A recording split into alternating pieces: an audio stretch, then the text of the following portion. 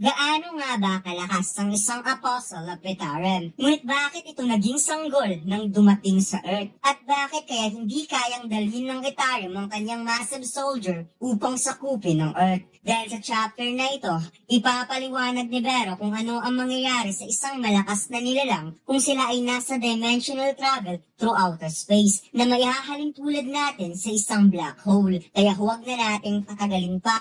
Let's go! Nagsimula ang chapter na ito sa isang magarang bar na may mamahaling champagne at pagkaing prutas sa mesa. Habang nakaupo si Lee Min-sung kasama ang babae at sinabi niya na napakadali lang sa kanya ang lahat. Isang konting pag-acting, nagbago kaagad ang pagtingin sa kanya ng publiko. Binasa ni Lee Min-sung ang news and article na lumalabas na matapos niyang umarte sa harap ng media, ang Vice Guild Master na si Lee Min-sung ay napagalamang walang aligasyon from Hunter Association. Nalaman ng lahat na umakbang ang Reaper Guild para sa kapakanan ng publiko. Ang pagbukas pala ng Soul Station Field Type Dungeon ay para pala sa mga upcoming newbie hunters. Kaya ang Vice Guild Master na si Lee Min-sung ay patuloy sa pagtulong sa kabila ng Hyena Guild incident. May biglang dumating na babae na nagulat ito kung sino ang nasa loob ng bar dahil nandito daw ang bayani ng hunter industry na tinawag naman itong Madam ni Lee Min-sung. At sinabi ng babae na dapat daw nagpaalam muna si Lee Min-sung bago daw ito pumunta dito. At mukhang ang babaeng ito mga lods ang nagkarga sa batang Apostle of Etarium nung inilagay nila ang bato sa mata ni Brockie.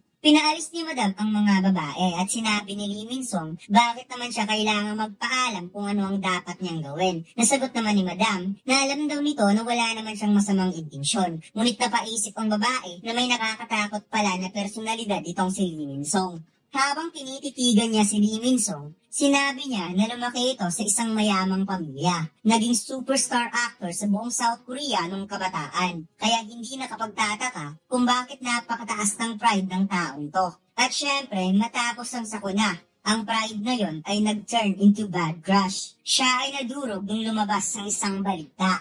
Si Lee Min-sung ay naging public sensation nung siya ay na-awaken bilang isang A-rank. Ngunit ang kanyang personal driver ay naging one of the few S-rank hunter in South Korea na nag-lead sa story na gumawa ng national headline at ang spotlight ay na-focus sa kanyang driver. Kaya ang kapangyarihan sa bilis ng pagbabago ay bigla na lamang nabaliktad all of the sudden. Ngunit kahit papano, sumali ang driver na yon sa Reaper Guild na parang nilikha na mismo ni Lim Tae-gyo.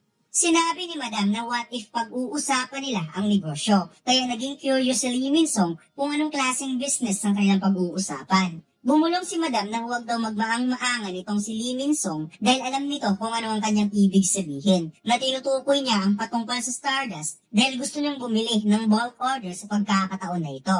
Inilagay ni Lee Min-sung sa mesa ang isang baso ng champagne na gusto sana niyang inumin ngunit hindi niya nainom sa sobrang inis dahil hindi ba daw nito narinig ang balita na nawalan siya ng isang distributor at isang factory kaya napaka-imposible na masusuplayan niya kaagad ang isang demand ng ganun kabilis. Sinabi ni Madam na napaka-imposible sa isang Vice Guild Master na hindi makakaisip ng paraan kaya biglang napaisip si Lee Min-sung at sinabing susubukan niyang asarin ng isa sa mga kanyang business partner at napaisip na mukhang kailangan niya yung hanapin dahil lately medyo mailap at mahirap hanapin ang batang yon.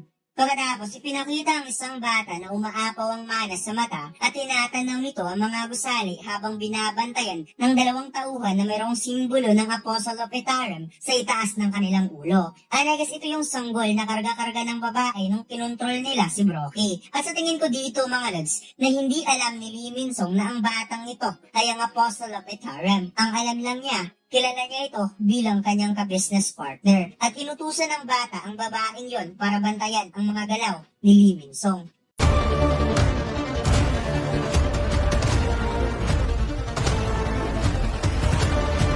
Subukan mo maglaro ng One Online Studio 4 Episode 7. Ang download link ay nasa ibaba. Maraming salamat mga lods. Lumipat ang eksena sa loob ng Shadow Dungeon, kung saan patuloy na nagsasanay si Gray at kahit si Lady Essel ay nagsasanay na rin na hinati lang naman ito ang tatlong goblin in just one slash. Ipinakita ang malahugis dagger na nasa elbow ng Vulcan Horn Gunlet ni Soho. Nagamit ang patalim na ito, binigyan niya ng mabilis na tag-iisang slash ang mga goblins na nadadaanan niya na makikitang walang pinalampas si Soho kahit isang goblin na haharang sa kanya. Huminga ng malalim ang ating bida at sinabi niya kay Vero na kailangan niya na ngayong tawagin kaagad ang isang grupo ng Goblin for next round. Ngunit sinabi ni Vero na mukhang nagiging impatient yata ang young monarch pagkatapos ng pag-uusap nila kanina.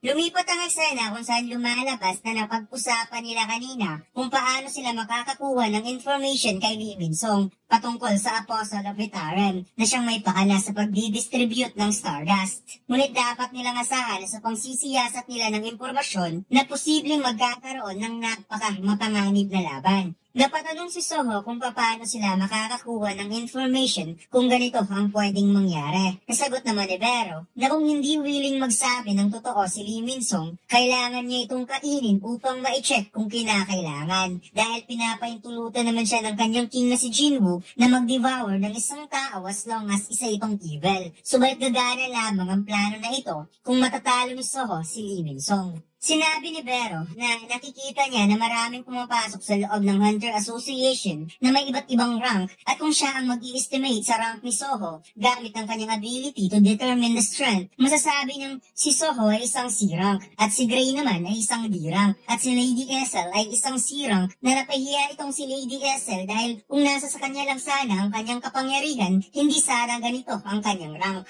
Nag-transform si Soho into a humanoid wolf para makita ni Vero kung ano ang rank nito gamit ang band skill with Gray at nalaman ng insekto na ang young monarch ay nagpo-possess ng over B rank kapag nasa katawan niya si Gray. Sinabi ni Vero na kahit naging closer ang rank ni Soho sa isang A-rank hunter kapag nasa katawan niya si Gray, malaki pa rin ang kaibahan nito dahil nangangailangan ng 10 B-rank bago talunin ang isang C-rank. Sa madaling salita, kulang pa rin ang kanilang lakas para talunin si Lee Min-sung at ang buong Reaper Guild. Habang napaduko si Soho sa kakaisip kung paano niya tatalunin si Lee Min-sung, biglang nagtanong si Lady Essel kung ano ang rank ni Vero. Nasagot naman ni Vero na siya ay isang martial grade. Natugon naman ni Lady Essel, so hindi ka isang foot soldier. Kaya nagalit ang insekto at gusto doon niyang pagpupunit-punitin ng babaeng ito. Habang si Soho makikitang malungkot pa rin dahil hindi niya alam kung paano niya tatalunin si Lee Min-sung. Natapos na ang daily quest. Napatay nila ang 100 goblins,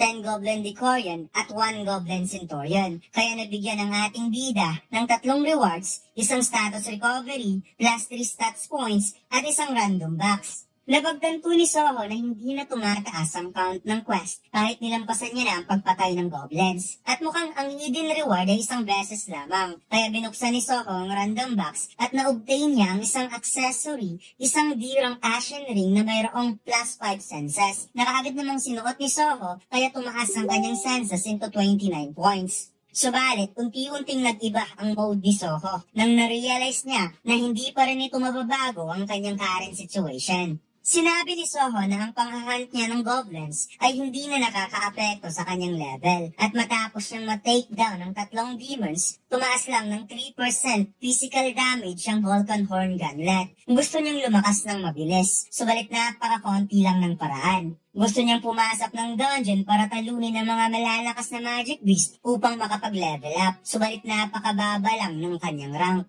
Bumalik na sa bahay si Soho at ganun pa rin. Ang mga kumukontak lamang sa kanya ay ang mga mining team at howling team. Hindi siya tinatanggap ng mga strike squad dahil isa siyang E-rank hunter. At ipinagbabawal rin ng Hunter Association na pumasok sa gate ng dungeon na walang permiso. Inimungkahi ni Vero na magpa-re-evaluate si Soho. Ngunit ugon ng ating bida, kapag magkakaroon siya ng reawakening, siguradong may magsusulat ng article na ilalagay sa homepage ng Hunter Association na kanyang iniiwasan since alam niya na mayroon ng Apostle of Itaran sa Earth. Gusto niyang maiwasan na ma-reveal ang kanyang identity na magiging kahinaan ng kanyang ama. And especially na hindi pa niya kayang talunin si Lee Min-sung kung gusto nilang makipag-deal sa Apostle of Itaran. Sinabi ni Vero na kung patungkol sa Apostle of Itaran, hindi kailangan mag-aalala si Soho patungkol dito. Dahil kung nauna itong dumating sa Earth bago siya dumating, sigurado siyang hindi ito makapangyarihan dahil sa effect ng dimensional travel. So yun siguro yung rason kung bakit naging sanggol ang Apostle of Itaran sa first appearance nito.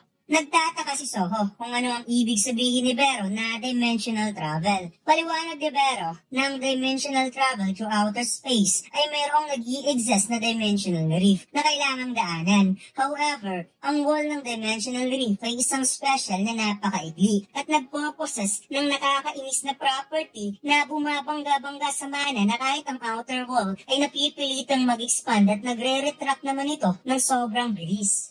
So kapag dumadaan sa dimensional reef ang isang malakas na being, hinihigop ng wall ang mana nito dahil sa ikli ng daanan. Kaya darating talaga sa Earth na may dalang kakaunting mana ang isang malakas na nilalang. At pabor sa mga mahihina ang daanan nito. Kaya sinabi ni Vero na ito ang rason kung bakit ang hindi mabilang na army ng Ytarium na kasalukuyan ngayong naglalaban sa outer space ay hindi magawang ma-invade ang galaxy na to. At yan din ang rason kung bakit ang kanyang king na si Jinwoo ay hindi madaling makakauwi sa kanyang tahanan. At kung makikita natin sa illustration mga lods ng dimensional reef at explanation ni Vero, ay may hahalin tulad natin ito sa isang black hole na base sa mga scientifico na kapag ikaw ay nakapasok sa loob ng black hole, iikli o liliit at madideform ang shape ng iyong katawan at hindi ka na makakalabas pa.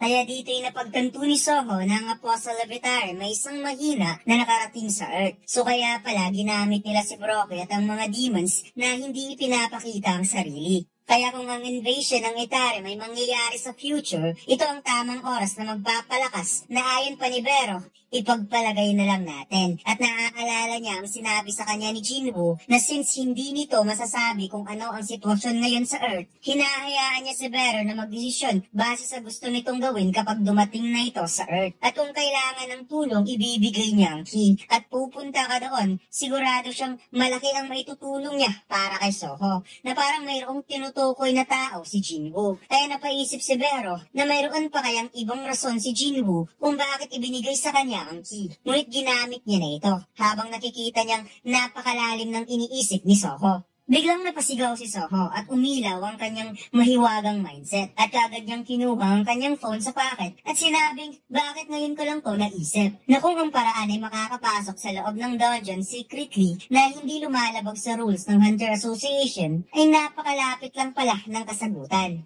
Pagkatapos, lumipat ang eksena kung saan pumunta si Soho sa isang malaking gusali. Nakaupo ang ating bida habang siya ay kinukumusta ng isang tao dahil ito ang una nilang pagkikita mula nung nagkaroon nito ng awakening, kaya nagtataka siya kung bakit gustong makipag-meet sa kanya si Soho. Subalit hindi niya in-expect na magdadala pala ito ng isang business proposal. At sa nakikita niya, nag-grown up talaga ng gusto si Soho. Na ayon pa ng ating bida, nagdala siya ng isang proposal na hindi dapat pakawalan. Kaya sinabi ni Vero na ito talagang inaasahan niya sa young monarch. At na-realize niya na mukhang ang taong ito kaya ang tinutukoy ng kanyang king na makakatulong kay Soho. At dito ipinakilala si Eugene Hu, ang CEO ng Agent Software. At dito lang nagtatapos ang ating kwento mga lads. Huwag mo sanang kalimutan mag-like, comment at mag-subscribe sa ating YouTube channel. At mag-follow sa ating Facebook page. Salamat!